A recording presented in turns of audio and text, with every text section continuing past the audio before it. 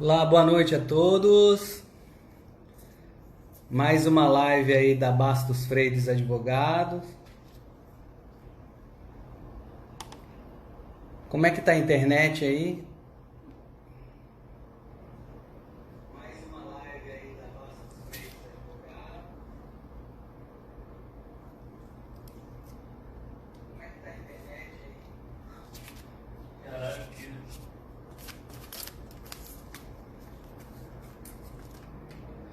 Bom, boa noite pessoal. Hoje nós vamos falar sobre a pandemia e os impactos na educação, né? Vamos falar aí com Leopoldo Moura.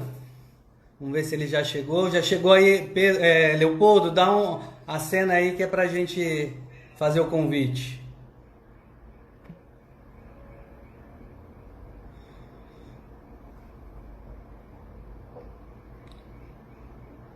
Leopoldo, a cena aí que eu não tô conseguindo te encontrar aqui.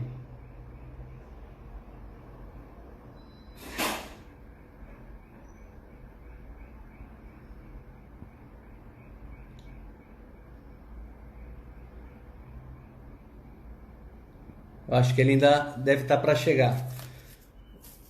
Eu ainda não consegui visualizá-lo. Bom, esse tema é bastante atual. Agora ele acabou de chegar aqui. Já estou vendo aqui o Leopoldo. Vamos lá.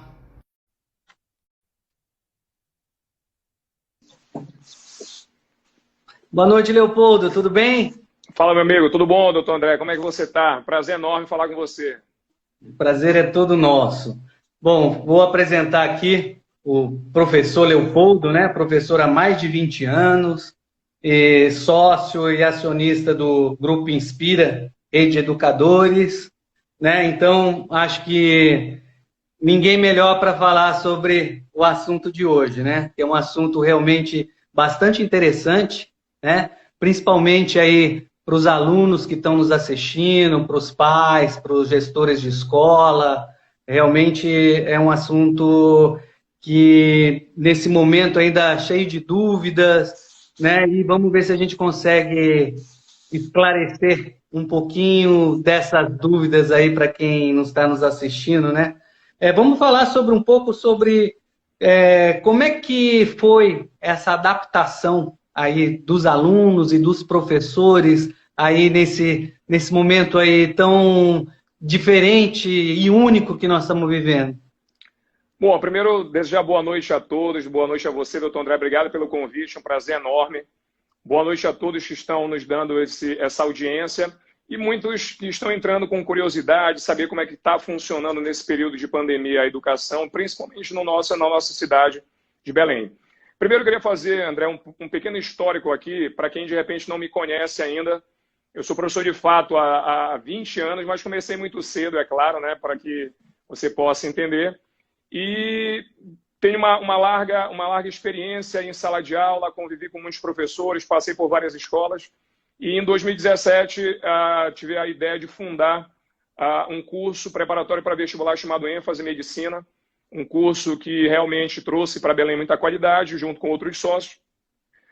Queria até mandar um abraço ao meu sócio André Pinon, e dizer que naquele período nós fizemos um divisor de águas. Então a gente já estava tentando trazer para Belém muita tecnologia agregada ao conhecimento, que é algo que agora na pandemia todos foram forçados a se adequar. Então nós já trabalhávamos com um sistema de ensino que trabalhava com videoaulas, trabalhava com dúvidas que os alunos tivessem em determinadas questões, eles clicariam, entrariam numa plataforma e essas dúvidas seriam tiradas por vídeo, coisa que hoje nós estamos tendo como realidade. E aí, no final de 2017, nós acabamos entrando e casando uma parceria com um grupo nacional chamado Inspira, Rede de Educadores, que hoje é o terceiro maior grupo de educação no Brasil de escolas básicas. Então, daí então eu ser sócio acionista do Grupo Inspira. Bom, curiosamente, André, nesse período agora de 2020, como eu tive a feliz notícia de que a minha esposa estava grávida, nós seríamos agraciados com um bebê, eu pedi para sair da gestão, muito bom, pedi para sair da gestão em 2020 e fiquei tocando apenas o meu curso isolado de matemática para que eu tivesse um ano mais sabático, um ano mais tranquilo para poder acompanhar esse processo. E aí realmente não foi nada sabático, não foi nada tranquilo, porque veio a pandemia e virou tudo de pernas pro ar. Então, aquele ano que eu pensei que fosse ser um pouco mais tranquilo, acabou não sendo, porque todos nós precisamos nos adaptar a essa nova rotina. Então, eu queria também parabenizar aqui os professores que podem estar assistindo, que são verdadeiros heróis. Então, eu gostaria de começar falando dessa adaptação, parabenizando aos professores, a todos os coordenadores, as pessoas que estão envolvidas nesse processo, porque, de fato, não deixaram a educação parar. A educação não parou e nós prosseguimos, claro, a trancos e barrancos. Para você ter uma ideia, André, e todos os ouvintes, o número de pessoas impactadas no setor municipal é em torno de 1.400.000 alunos no estado do Pará. É muito aluno impactado. Na rede estadual, em torno de 560.000 alunos. Na rede privada, 235.000. Dados interessantes também para quem está assistindo. Só professores, nós temos em torno de 16.000 na rede privada. Então, você imagina, 16.000 professores tendo que se adaptar da noite para o dia, começando a virar youtuber, porque foi o que todos nós viramos. E eu quero dizer que a adaptação não foi fácil, mas ela traz um ganho muito grande para a educação. Eu sei que nesse momento de pandemia é muito difícil falar em ganho. Nós estamos passando por um problema jamais visto em termos de saúde. É algo que preocupou muito. Infelizmente, nós temos muitas pessoas que já não estão mais entre nós e foram vitimizadas vitimadas, né, com esse problema. Mas houve um ganho, sim, para a educação. Tentando analisar a questão da internet, a questão da estrutura, que muitas das vezes não é acessível a todo mundo, mas se nós formos pensar em quem estava com uma internet boa, quem tinha uma estrutura, conseguiu entregar para um aluno qualidade. Mas nós sabemos que o nosso Pará é muito grande, o Brasil é muito grande, o Estado é um Estado continental, então eu não posso jamais aqui, André, falar que foi algo bom, que o professor conseguiu fazer um trabalho de qualidade, porque a realidade não é igual para todo mundo. Então, toda vez que eu estiver falando, é importante que as pessoas entendam que eu posso estar olhando por uma ótica ou pensando num grupo de pessoas, mas o geral eu sei que, infelizmente, não foi simples. O professor estava acostumado a correr uma corrida de 5 quilômetros e da noite para o dia, André, ele foi obrigado a correr uma maratona. Foi mais ou menos isso e eles conseguiram. Parabéns aos professores que são heróis, conseguiram fazer com que isso acontecesse. As escolas precisaram se adaptar. No início foi muito difícil.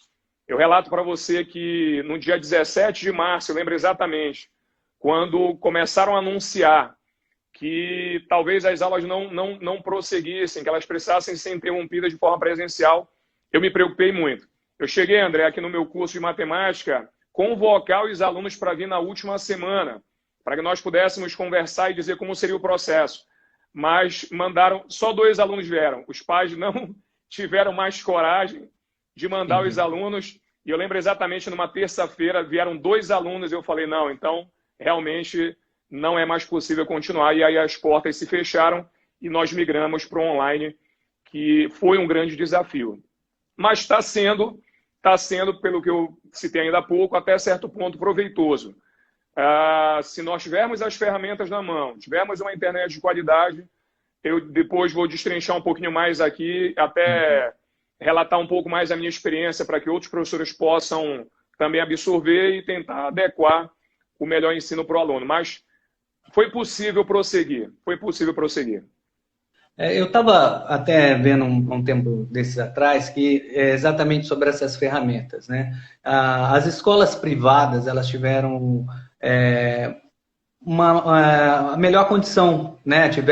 Poderiam escolher as plataformas, né? Eu vi que cada escola aí, nem todas escolheram a mesma plataforma, né? O Estado também, ele tentou fazer essa maneira da forma online, mas o problema que eu vi, principalmente o impacto que eu vi nas escolas públicas, é que, infelizmente, às vezes a internet ela não é acessível a todos, né? Eu estava vendo aí que teve alunos que, às vezes, tinha que depender de um outro colega para compartilhar aí num tablet ou num computador, né? E, às vezes, até populações ribeirinhas que era impossível de chegar à internet, mal tem uma energia elétrica, quanto mais se falar em internet. A gente sabe que foi uma luta árdua aí pelos professores, eu sou pai, né, tenho acompanhado isso, a gente vê aí a busca incessante aí de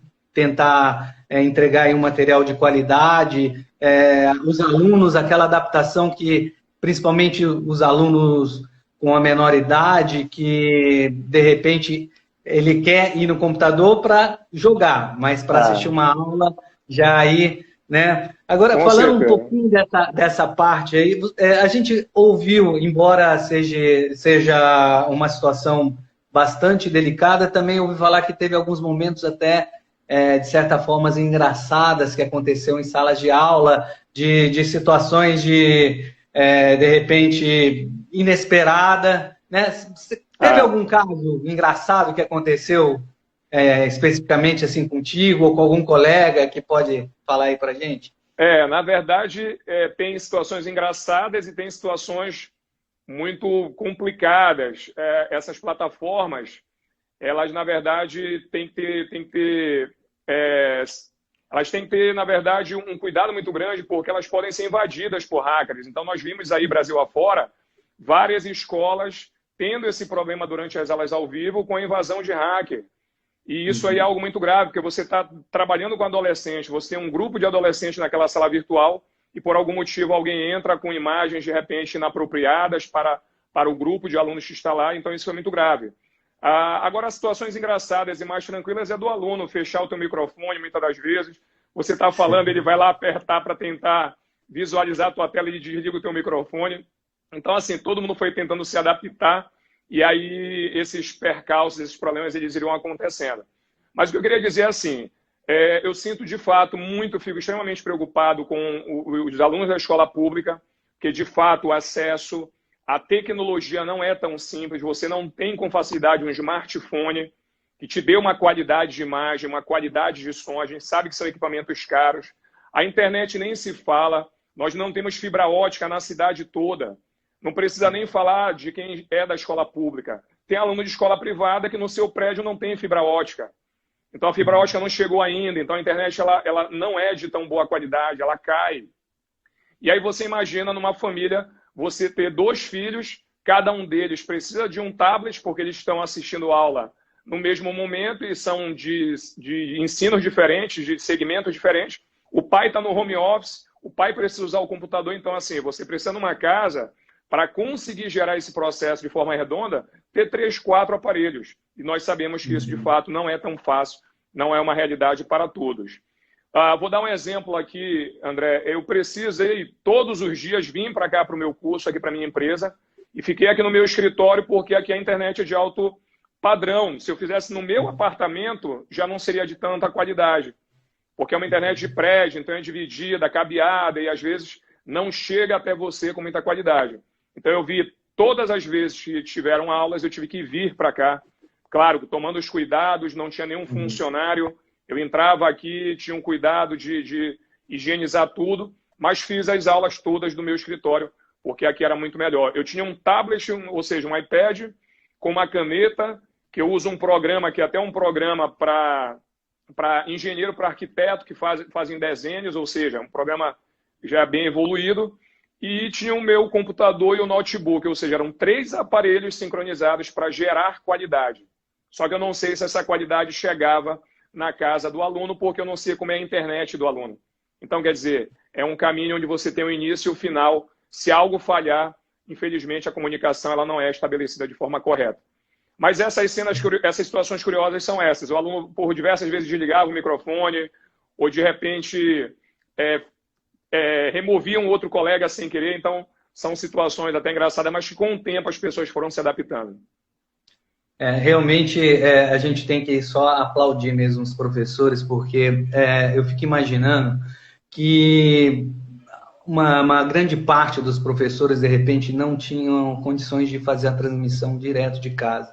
E tiveram que se deslocar aí, ou para as escolas que deram suporte, né, ou pedir aí algum vizinho que de repente tem uma internet um pouco melhor, né? Embora a nossa internet ela é muito instável, né? A gente, de repente, você pode ter até condições de ter um plano de internet, mas as operadoras elas não entregam, né? Ainda mais nessa época, eu estava vendo um relatório da Anatel que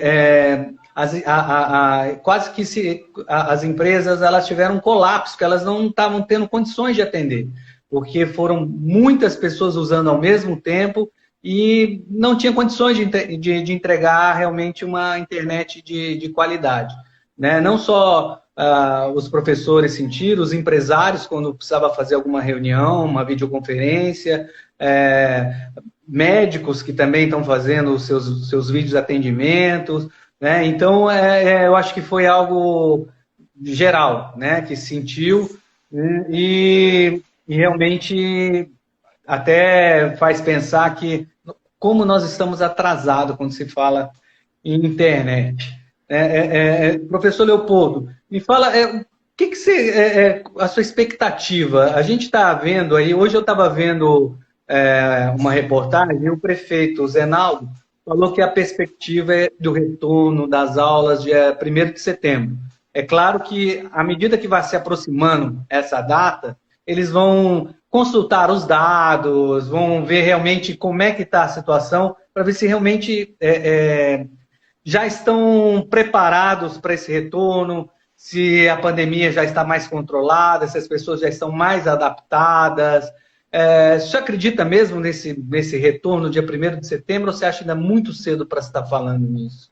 André, tudo vai depender de fato dos números dessa proliferação da pandemia, do poder de contaminação das pessoas, então depende muito dos órgãos sanitários. Mas eu tinha a esperança de que fosse agosto. Eu lembro exatamente quando, por volta do final de março, eu conversando com um amigo, ele falou que estava muito preocupado com a filha que estava em casa, que a filha é asmática, que ele não ia mandar para o colégio. E aí eu conversando com ele, eu perguntei, tu achas que volta quando, na tua perspectiva de pai? Ele me falou, Leopoldo, pelo que eu olho na China, eu acho que volta em setembro. E eu achei naquele momento, em março, setembro muito longe. Nós todos achamos, em algum momento, que seriam 15, 30 dias, 45, e aí a coisa foi aumentando, e hoje nós devemos pensar em setembro como algo muito positivo. Se conseguirmos voltar em setembro, isso já é um ganho muito grande.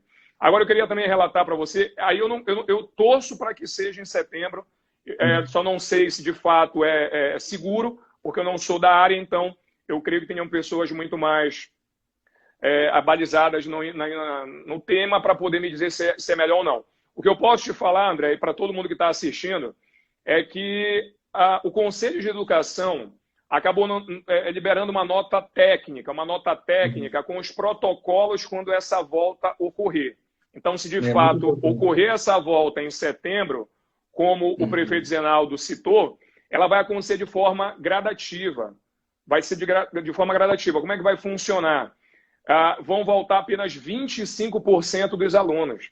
Você não vai ter a escola inteira retornando, 25%. Depois de 15 dias... Só para... E esses outros 75 vão ser por videoaulas? Isso, vai ser de forma remota. Tanto que algumas escolas já estão mandando pesquisa para os pais, para perguntar qual é o pai que quer ou não que o filho já volte agora no início. E aí as escolas estão fazendo uma pesquisa para que elas tenham esse monitoramento de qual é o percentual de alunos que já querem voltar ou não. Claro que alguns pais estão ainda muito receosos, muito preocupados, então esse percentual vai ser de apenas 25%. Após 15 dias de aulas, enquanto 25% estão presencial, 75% ainda estão de forma online. E aí vai ser uma sinuca de bico muito grande para as escolas, porque as escolas vão ter que ter uma estrutura muito grande, então não vai ser um retorno fácil. As escolas precisarão colocar, imagino que, câmeras na sala para que, enquanto o professor dá aula presencial para 25%, essa câmera acabe projetando a imagem em tempo real para os alunos que estão em casa de forma ainda de ensino à distância. Depois de 15 dias, André, depois de 15 dias, se tudo correr bem e não tivermos nenhum problema muito grave, voltam aí voltam 75% dos alunos. Então, 25%, 75%, e depois de mais 15 dias voltam 100%. Então, vai ser um período de 30 dias de análise. No setor privado, no setor público, o percentual é 25, 50 e 100.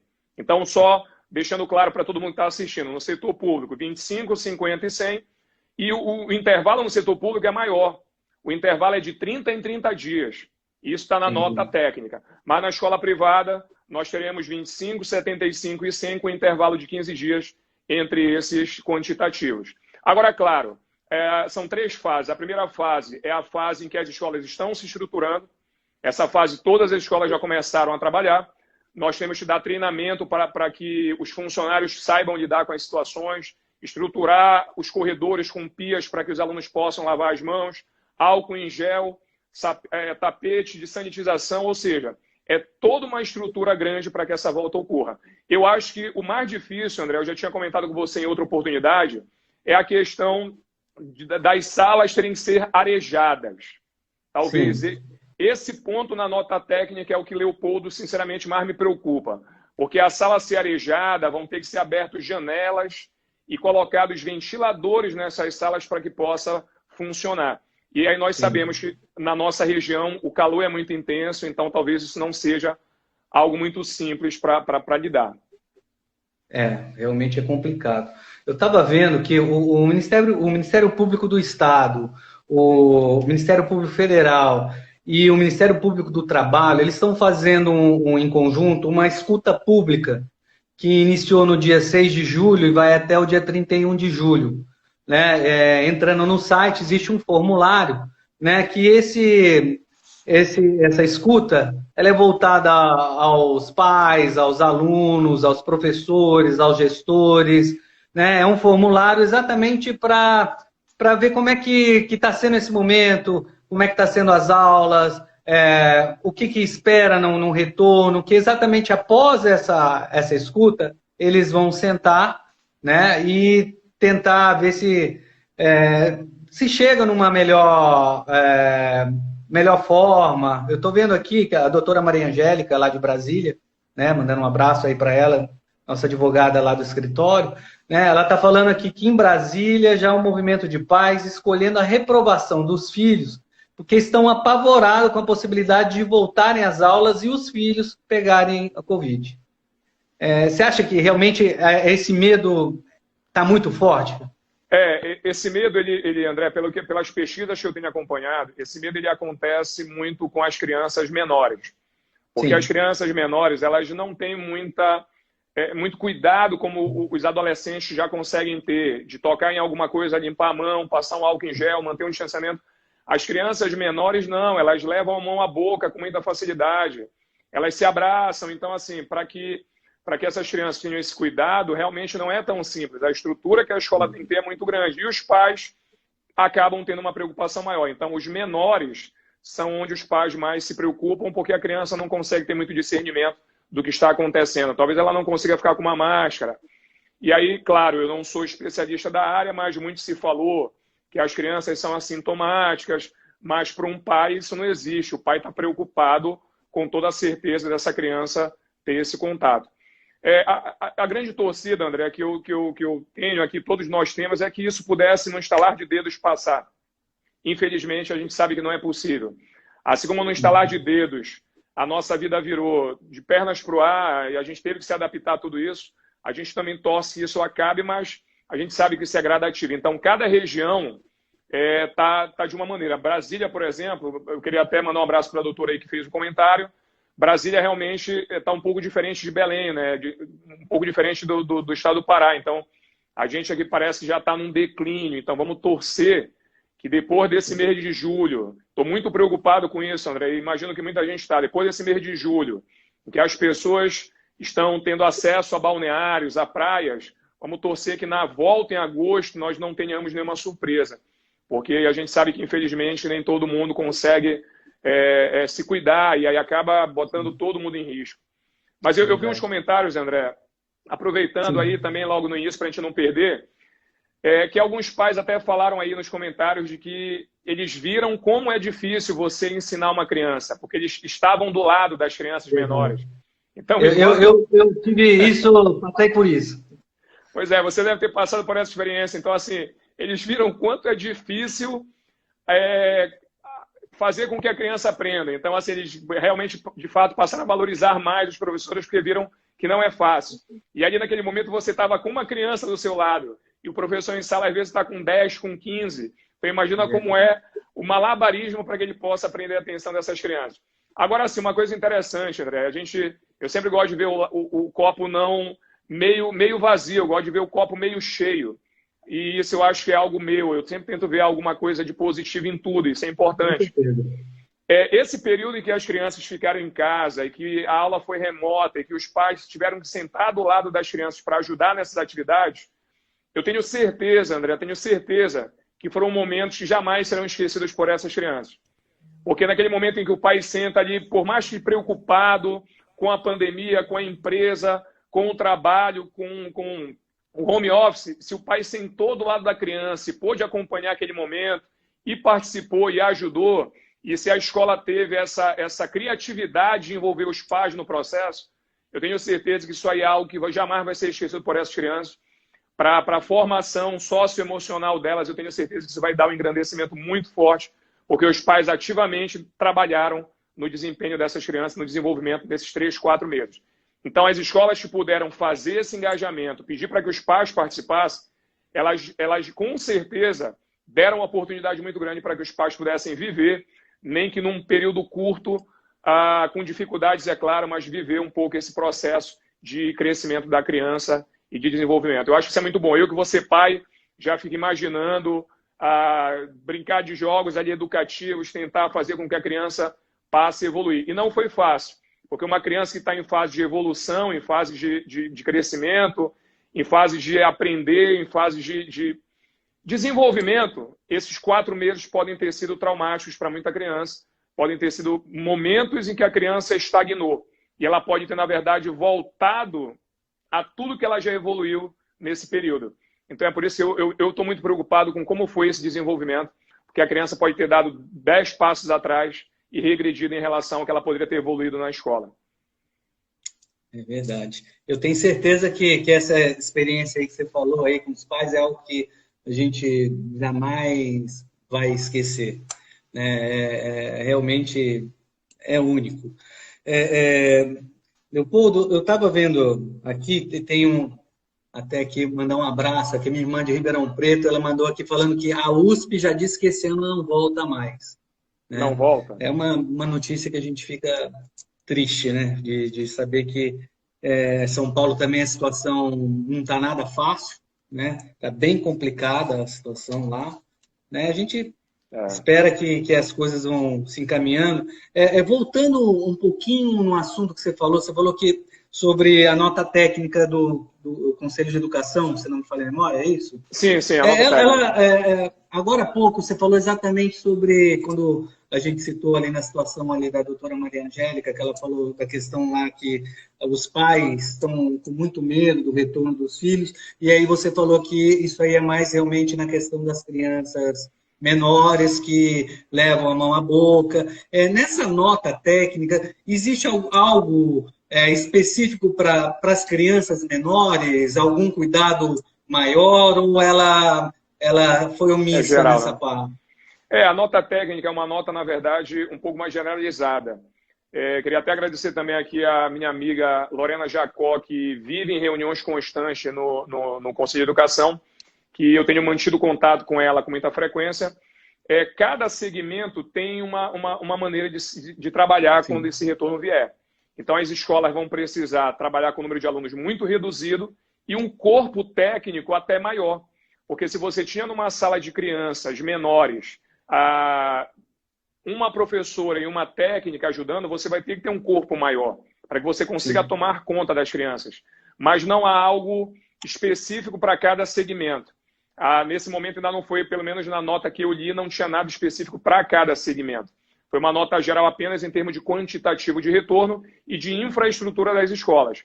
Mas aí vai de cada escola, André, conseguir usar suas habilidades ali com as professoras, com as técnicas, com todo o grupo de coordenação, para que eles consigam fazer com que essas crianças sejam menos, na verdade, colocadas em risco possível. Vai muito de cada escola. mas não há um detalhamento por segmento, pelo menos na nota que eu li, mas a gente pode, no outro momento, eu posso verificar e te passar, porque eu tenho certeza que algumas pessoas vão te mandar essas perguntas e a gente consegue detalhar sem problema nenhum. Mas não é nessa nota técnica, liberada pela professora Betânia Fidalgo e a Beatriz Pandovani, que eu li, não tem nada em cada segmento.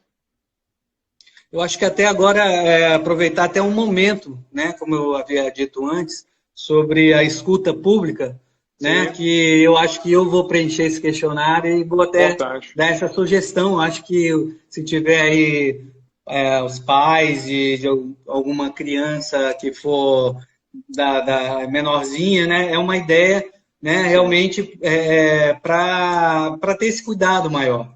Né? Eu recebi essa semana da escola do meu filho, cheguei até a comentar contigo, que orientando para que os alunos assistam às aulas de máscara, que é para começar, que diz que os professores vão também dar aula de máscara e que as crianças começarem gradativamente, uma hora numa semana e esse horário de máscara ir aumentando, para quando retornar essas aulas, eles já estão mais ou menos já adaptados, porque não é fácil. As crianças, quando ficam em casa, elas ainda não estão ficando de máscara, porque como só está aí com os familiares, né, alguns que conseguem ficar totalmente em casa ainda não foram trabalhar, né, salvo aqueles pais que realmente não podem ficar fora e que tem que retornar, às vezes a gente vê a criança colocar ali a máscara naquele momento que está mais próximo ali do pai, mas, de um modo geral, elas dentro de casa, elas não ficam com máscara. Então, eu imagino que é bem interessante a questão de começar a se adaptar, porque eu posso até estar enganado, mas eu acredito que o uso da máscara vai por um bom tempo aí. Acredito que a gente vai usar essas máscaras, né? Essas máscaras, André, eu imagino que seja uma realidade. A gente vai sair de 2020, vai entrar em 2021. A torcida é que consigamos, de fato, obter uma vacina. Há grandes perspectivas agora para o segundo semestre. Isso seria, de fato, o melhor dos mundos, que isso viesse a acontecer. Nós sabemos que é um processo gradativo, é um processo longo, não é tão simples. As primeiras pessoas, assim que surgir uma vacina, que serão beneficiadas, serão pessoas que estão na linha de frente, pessoas que estão nesses segmentos aí de saúde, e a gente sabe que para o grande público, para a grande massa, não vai ser tão simples assim. Mas a grande torcida era que nós conseguíssemos agora no segundo semestre já ter uma vacina, que aí acabaria todas essas preocupações. Porque o ano letivo, ele precisa dar continuidade. Então, assim, de forma remota, de forma em EAD, em ensino à distância, ele está indo, mas está indo a troncos e barrancos. Então, as escolas, elas, na verdade, estão tentando se adaptar, assim como os restaurantes se adaptaram, assim como o shopping, assim como alguns outros segmentos se adaptaram para receber pessoas sem aglomeração, as escolas também vão tentar. Mas sabemos que é difícil. Pelos números que eu apontei no início, nós temos 360 mil alunos, temos 1.400.000 no setor municipal, 560 mil alunos na rede estadual, é muito aluno. Então, nós percebemos que não é tão simples evitar a aglomeração quando se fala de escola. Vamos continuar nessa torcida.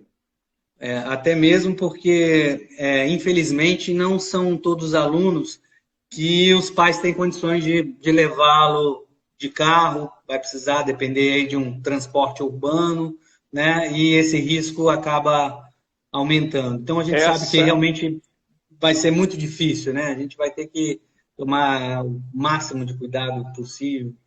O doutor Ender está perguntando aí como é que foi a adaptação de, além de dar aula por vídeo, fazer gráfico para ensinar matemática, desenho de célula para biologia, entre outros. Realmente, vocês tiveram que se reinventar também, né? Com certeza. Assim, foi tudo muito experimental. Então, o professor ia experimentando e aí ia dando certo, ele ia mantendo, ele ia melhorando. Eu vou dar um exemplo meu, até para que sirva para outros professores que estão assistindo, gestores.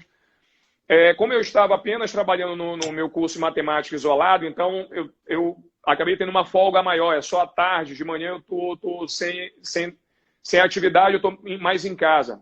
Então eu comecei a fuçar e pesquisar na internet quais eram os melhores programas, e aí eu utilizei um iPad, e esse iPad com uma caneta, ele consegue fazer a projeção para a tela do meu notebook, então eu consigo compartilhar minha tela, e aí eu risco aqui no iPad e já aparece lá no notebook, onde a aula está transcorrendo. E aí eu precisava de um outro aparelho, que seria um computador do lado, para que eu pudesse olhar os comentários. Porque na hora que eu projeto a minha tela para o notebook, eu fico cego em relação aos comentários.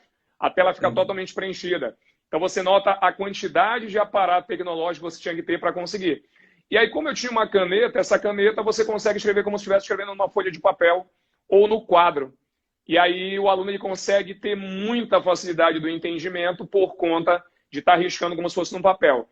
E uma coisa curiosa, André, alguns professores utilizaram outros recursos, colocaram um quadro no fundo, ligaram a câmera do computador, a câmera do celular, foram para o quadro falar, usaram o microfonezinho aqui, outros foram para um papel, colocaram uma câmera aqui em cima, projetando no papel e apenas o papel aparecendo com a mão.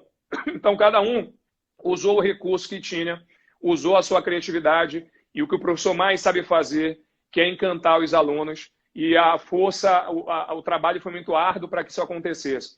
Os alunos tiveram também muita dificuldade, André, porque eles gostam muito de utilizar o smartphone, mas para uma rede social, para um Instagram, para um Facebook. Às vezes eles pesquisam algumas aulas, mas quando aquilo se torna uma obrigação, quando aquilo se torna algo que tem que seguir uma certa rotina, não é tão fácil. Então, qual é a dica que eu dou ainda para quem está nesse processo? Crie para o aluno uma rotina. É necessário você dizer para o aluno, tal dia eu vou colocar isso, tal dia eu vou colocar aquilo. Eu quero que você faça desse dia para cá essa atividade. Eu vou cobrar, eu vou corrigir. Porque se você colocar uma disciplina no aluno, ele mesmo começa a trabalhar de forma coerente e coesa. Se você deixar o aluno solto e disser para ele que ele pode assistir em qualquer momento, isso é ruim, porque acaba dispersando. Vou dar um exemplo da minha plataforma. Eu comecei a vir para cá para o curso gravar videoaulas, porque eu entendi que no dia da aula ao vivo, no Google Meet, o aluno poderia não entender e ficar com vergonha e não falar, e ficar lá sem comentar. Então eu comecei a gravar aulas com teoria antes, no quadro, com toda uma estrutura de sala de aula. Tive que contratar uma produtora para fazer isso, então o rapaz que vinha aqui comigo, ele também vinha com máscara, álcool em gel, era uma pessoa só. E aí eu gravo essas aulas com teoria e já alguns exercícios que são piloto para que o aluno consiga aprender e desenrolar sozinho. Eu coloco essas aulas na plataforma, esses vídeos com a apostila. O aluno tem um prazo de cerca de uma semana para que ele possa assistir. E aí ele pode assistir quantas vezes ele quiser.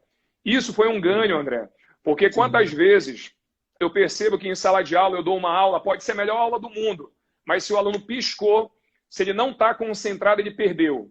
E ele não consegue mais recuperar, porque ele não vai levantar a mão e perguntar, professor, eu não entendi. Ele vai deixar passar. E aí, como é que esse aluno vai conseguir tirar dúvida? E com o vídeo, ele tem condições de rever quantas vezes ele precisar. Isso foi um ganho que nós tivemos até ele assimilar. E aí, no dia da aula do aluno, aparece o momento da aula ao vivo, em que eu resolvo as outras questões que ficaram pendentes e tentando estimular. Uma coisa curiosa, os alunos, André, que menos perguntavam em sala de aula, os alunos que sentavam lá atrás, que passavam desapercebidos, nunca interagiam, são os alunos que mais perguntam na aula virtual. São aqueles alunos que parece perderam a vergonha, tiraram a cortina da vergonha da frente e eles participam no chat, perguntam, e aí vai do professor também estimular. E eu vou dar um exemplo, eu sou um professor que eu estimulo muito o aluno, eu não consigo prosseguir o conteúdo se ninguém me responder. Os alunos já sabem como é que funciona. Então eu termino a aula, às vezes, com mais de 100 respostas no chat. É muito legal. E a resposta de um aluno motiva o outro, porque o outro olha e diz, caramba, ele entendeu isso, aí ele tenta entender também. Então, quer dizer, é uma cadeia, é uma teia que faz com que os alunos possam desenvolver. Se a tecnologia estiver presente, se a internet funcionar, eu posso afirmar que houveram ganhos. Mas se nada disso funcionar, aí a gente tem que sair dessa ótica que eu estou citando e, infelizmente, a gente tem que pensar numa outra estratégia. Mas, enfim, e deu certo, está dando certo, mas eu sinto que os alunos precisam do contato, André. O aluno, principalmente das séries menores, ele não desenvolve assim à distância. Ele precisa tocar, ele precisa sentir, ele precisa viver experiências. Então é isso que eu estou muito preocupado, porque essas experiências socioemocionais, elas só são vividas dentro do ambiente escolar, no espaço físico. E é essa a maior preocupação com as crianças que estão em formação. Por isso que é importante que os pais tentem estar do lado, tentem estimular, para que elas não percam esse período de desenvolvimento que é tão importante. Os alunos mais velhos, do ensino médio, do pré-vestibular, esses alunos eles estão mais facilmente adaptados. E são esses que querem voltar o quanto antes. As pesquisas que eu falei para você, André, mostram que cerca de 60% dos alunos de pré-vestibular querem retornar, porque tem o Enem ali na porta. Então tem a preocupação do Enem. Vamos entrar nesse assunto. Né? Tá na porta, janeiro, dia 17, 24 de janeiro. Então, assim, os alunos participaram daquela pesquisa pública, que era maio, muitos alunos pediram para ser em maio, mas maio, de fato, seria inviável. O ano não teria como começar depois de maio, é muito difícil. Então, o MEC conseguiu aí uma data no final de janeiro para o Enem presencial e depois, entrando em fevereiro, para o Enem digital. Vamos torcer que a gente consiga voltar, essa é a expectativa, 25% em setembro. Vamos torcer que a contaminação ela continue caindo, ou seja, os números continuem reduzindo para que depois de 15 dias voltem 75%. E se Deus quiser, final de setembro para outubro estejam todos os alunos em sala. Mas vamos torcer que tudo isso melhore. Essa é a minha torcida e eu tenho certeza que é de todo mundo. Voltando aí ao Enem, esse adiamento do Enem, você acha que muitos alunos dizem, às vezes, de repente, há males que vêm para bem, não está tão preparado, de repente, pode aproveitar essa situação e realmente se preparar? Você acredita que tem muitos alunos assim ou a maioria não gostaram que fosse adiado? André, adiar, eu tenho certeza que todos gostaram, porque realmente a data que estava em novembro era uma data muito precoce. Você imagina, nós estamos falando de voltar às aulas em setembro. O período de adaptação, o final de setembro para outubro. No outro mês seria o Enem. Então, assim, novembro realmente era uma data muito, muito apertada. E eu penso nos alunos que não estão tendo esse acompanhamento. Porque os alunos que estão tendo acompanhamento, por mais que com dificuldade, o conteúdo está seguindo. Eles estão fazendo avaliações. Mas e aquele aluno que não teve nada, que parou a escola 100%? Aquele aluno da rede estadual, da rede municipal, que de repente, agora que conseguiu se adaptar, está assistindo aula pela televisão. Mas aquele aluno que está seguindo, ele queria o adiamento, porque de fato, novembro era muito precoce, mas eu acho que foi saudável o adiamento para janeiro. Eu até esperei em algum momento, fevereiro, eu esperei fevereiro, março, mas aí o governo colocou janeiro, então a gente vai ter que se adaptar. Agora eu tenho certeza, André, que nenhum aluno reclamou do adiamento. Porque esse adiamento, até para quem está tendo acompanhamento, era necessário. E eu digo isso por experiência própria, porque com todo esse suporte que eu tenho dado para os alunos, com todo esse aparato tecnológico, com esse acompanhamento, eu tenho certeza que mesmo esses alunos que têm esse suporte, quando nós retornarmos, vai ser preciso fazer uma avaliação para ver qual é a lacuna que cada um desses alunos obteve nesse período. Porque a questão emocional, André, influenciou muito. O aluno está ali com a aula, mas será que ele tem cabeça para conseguir se concentrar naquilo? Diante das incertezas que todos nós passamos, então o problema muito foi psicológico, foram pessoas adoecendo, entes familiares passando por esse problema, pessoas falecendo, então assim, não era simples. Então eu acho que o adiamento foi fantástico, o prazo de janeiro foi esse, eu não gosto de dizer se foi bom ou ruim, a gente tem que trabalhar agora com esse prazo. Você falou algo bem interessante. Até por mais que, de repente, o aluno esteja preparado de ter estudado aí o tempo todo, mas, às vezes, psicologicamente, com toda essa situação, com perdas familiares, de trabalho, essa nova realidade, isso aí acho que poderia influenciar muito nos resultados, porque ia estar com a cabeça completamente mexida, né? E isso aí influenciar negativamente, né? Então, eu também acredito que ver o lado positivo aí da coisa desse adiamento. Agora, André, Né? Eu queria, voltando uma coisa, um assunto atrás, você falou sobre a questão desse momento dos pais poderem ficar mais próximos. Eu conversando com um colega, o que aconteceu? Muitas babás foram dispensadas, né, ou ficando em casa, e não podia estar naquele momento ali com a criança. E os pais também estando em casa. Só que aí, conversando com esse colega, estava tendo um conflito de horário, porque ele estava trabalhando em home office ao mesmo tempo da aula online. Então, ele não tinha condições de dar aquela atenção, que a gente sabe que as crianças menores, a gente praticamente tem que fazer a aula junto com eles, né? Porque às vezes ainda não estão acostumados de entrar nessas ferramentas. Se você der um videogame, um joguinho, eles vão entrar em tudo. Mas naquela ferramenta em específico, com certeza as dificuldades aumentaram, então estava tendo muito conflito de horário, né? Que às vezes o pai tinha que entregar um relatório naquele horário e a criança tendo que fazer. Isso também, eu não sei se você teve algum relato nesse sentido, de algum pai reclamando, olha, pega leve, olha, aconteceu alguma coisa assim nesse sentido? Esse foi, André, o maior desafio para os pais. Eu citei aquele momento em que é extremamente prazeroso o pai estar próximo, acompanhar nesse processo de ensino-aprendizado, mas era bem difícil isso acontecer, não era tão simples, porque o pai precisa de fato continuar produzindo, estar trabalhando em home office, e aí a criança naquele mesmo horário tendo aula. Então, diversos pais que eu também conheço resolveram dizer, não, eu vou dar uma parada. Meu filho está matriculado, mas eu não tenho como conseguir acompanhar, então eu vou dar uma parada aqui.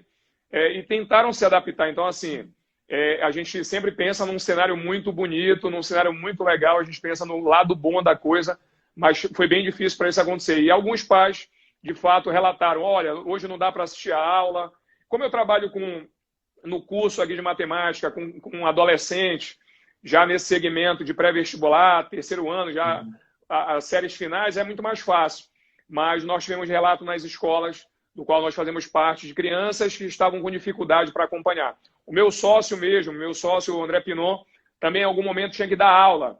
E aí, quando ele estava dando aula, aí a filhinha dele queria aparecer na câmera. Então, assim, não é tão simples, não foi tão simples esse período, nem para os pais e nem para os professores que também estavam trabalhando em home office. Os professores também são pais, né?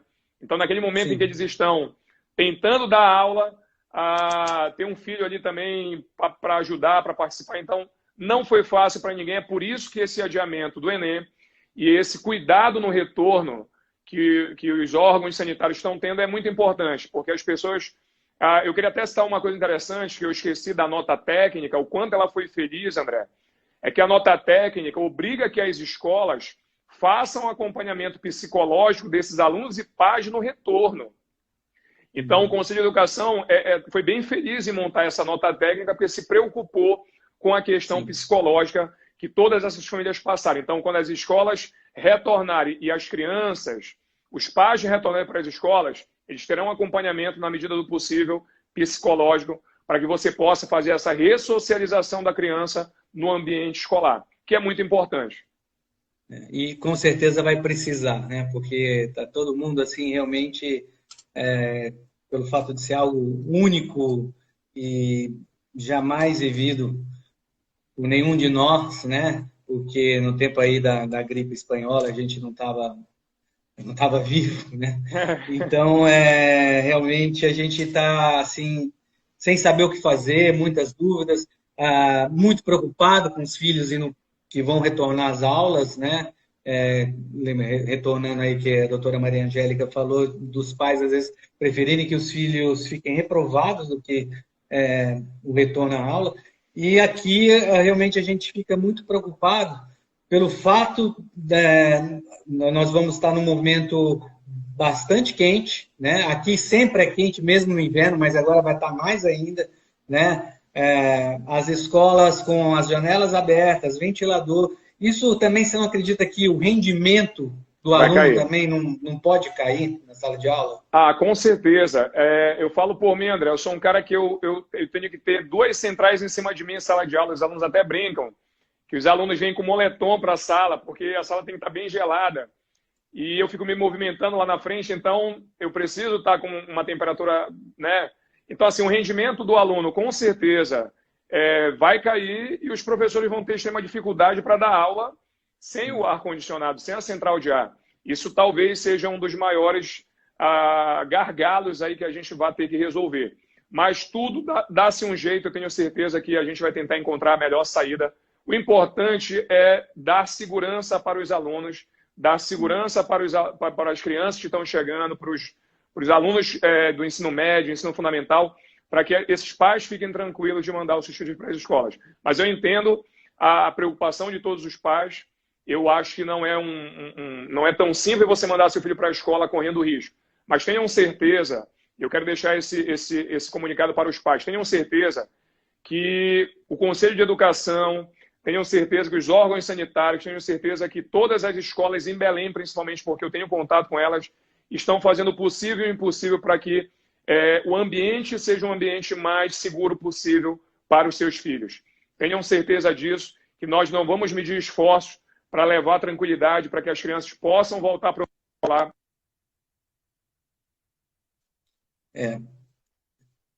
Eu acho que a tua internet, eu acho que deu um probleminha aí. Vamos ver se... Acho que deu um problema na tua internet, mas já voltou, né? Voltou. Então tá bom.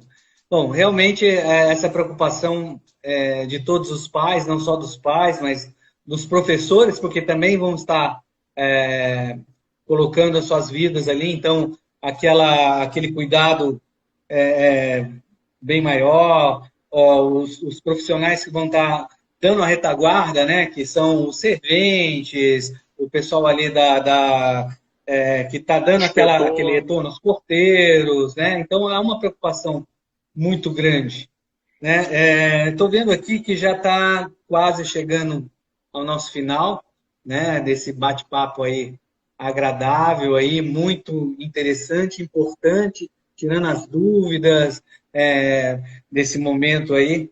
E Leopoldo, eu queria que você fizesse aí as considerações finais, né? Antes das considerações finais, rapidamente, se você pudesse fazer hoje um detalhamento entre prós e contras, você acredita que isso está equilibrado? Nós estamos mais em prós ou mais em contras na questão aí dessas aulas virtuais? Bom, como eu falei, André, são dois cenários. O cenário com toda a tecnologia, com a internet funcionando, e aí eu posso dizer que tiveram prós. E se eu analisar um setor em que você não tem todo esse aparato, eu vou ver muito mais contras. Então, eu vou falar de uma realidade de quem está com a estrutura na mão. Os professores, eles, independente da escola, eles foram levados a trabalhar de forma virtual. Então, os professores viraram youtuber e tiveram que aprender a trabalhar com videoaulas, se reinventaram. E eles acabaram acelerando um processo, que é um processo que já vinha acontecendo gradativamente. A escola 4.0 que se fala virou uma escola 5.0. E esses professores aceleraram esse processo, aprenderam muito com isso.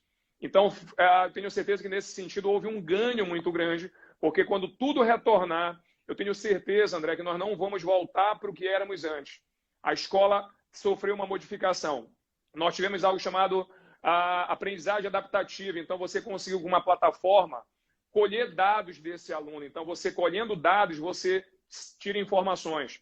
Então, eu tenho certeza que esses professores vão conseguir, quando retornarmos o presencial, mesclar e fazer um ensino híbrido. Eles vão conseguir manter o presencial, mas vão manter esse acompanhamento virtual que faz com que o aluno consiga, sendo nativo digital, consiga, com certeza, agregar um pouco mais para ele durante esse processo. Então, esse lado eu acho que é positivo. Os professores evoluíram muito, as escolas abriram a mente para muita coisa, e esse ensino híbrido ele tem que ser uma realidade. As escolas têm que não somente deixar o aluno naquela turma com o professor, porque essa é a sala de aula de 150 anos atrás, André. Então é preciso inserir um pouco mais da tecnologia. É claro que, infelizmente, Nós fomos forçados a isso agora nesse problema de pandemia, nesse período.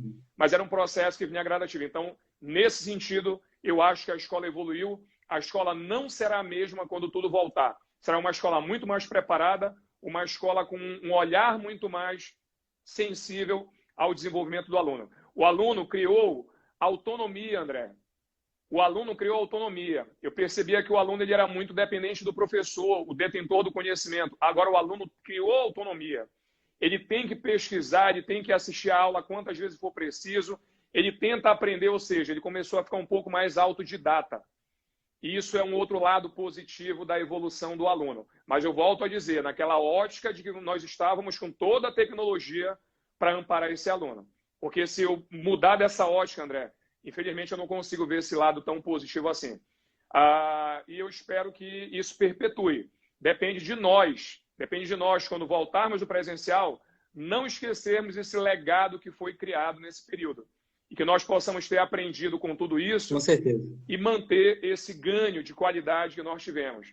Você consegue dar para o aluno uma realidade que é a realidade dele. Ele nasceu no século XXI, então ele vive a tecnologia. Nós não podemos nos dissociar dela. Então, alguns professores que tinham uma certa resistência, André, agora estão craques nisso, conseguem dar uma aula no virtual, conseguem passar um link para o aluno do YouTube para ele assistir, fazer uma pesquisa. Então, eu vejo ganhos, porque eu sempre tento ver, André, o copo meio cheio e não meio vazio. Mas, infelizmente, a gente sabe que essa realidade não é para todos. É isso aí. Eu concordo exatamente com tudo que você falou. Bom, como o nosso horário está acabando, aí as suas considerações finais, né? Bom, prazer enorme, André. Eu queria mandar um abraço para todos que deixaram seus comentários. Infelizmente, a gente não consegue responder. Mas se você tiver alguma dúvida, André, alguém tiver, pode mandar para mim, que depois eu respondo sem problema nenhum. E desejar para todos uma boa noite, agradecer pela sua audiência nesse período agora. Tenho certeza que eu tentei trazer junto com o André aqui o máximo de informação possível e continuamos na torcida para que os professores continuem sendo valorizados como foram nesse período e que esse ganho cultural, esse ganho de aprendizado, ele se perpetue para que nós possamos voltar com uma escola segura e uma escola muito mais antenada com o futuro. Tá. Muito obrigado, Leopoldo, aí pelo seu tempo aí, por estar tirando essas dúvidas aí, ter aceitado o nosso convite aí do nosso bate-papo, né? Foi muito esclarecedor, muito interessante mesmo. Só tenho a agradecer a você, agradecer a todos os professores, né? Porque sem os professores a gente não estaria aqui. Realmente a gente tem que ser muito grato e eu agradeço sempre aos meus professores, né? Que são importantíssimos na nossa vida, né? E aos pais, que com certeza temos muitos pais aí online aí, e agoniado, como diz aqui o pessoal daqui do Pará, né? Nessa situação aí de o que vai acontecer nesse retorno às aulas, né? Então foi muito interessante, muito gratificante poder ter participado, tê-lo aí como nosso convidado, né? Agradecer a todos e agradecer aí pelo convite. Quero deixar o convite aí para a próxima quarta-feira que vem aí numa nova live aí com algum convidado que logo mais a gente vai estar aí divulgando. Tá? Uma boa noite, muito obrigado a todos e até mais. Parabéns, André, parabéns pela iniciativa. Parabéns e uma boa noite a todos. Obrigado. Tchau, tchau.